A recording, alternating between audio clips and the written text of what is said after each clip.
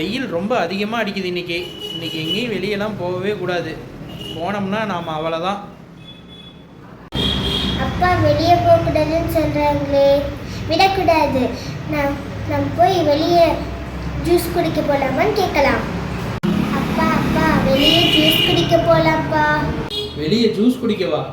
வெளியே வெயில் பற்றியா எப்படி அடிக்குதுன்னு? ஜூஸ் குடிக்கலாம் எங்கேயும் போகக்கூடாது. வெயிலில் போகவே கூடாது. இல்லை, எனக்கு ஜூஸ் வேணும். எனக்கு கூட்டிட்டு போங்க. சொன்னா நீ கேட்கவே மாட்ட. சரி வா போலாம்.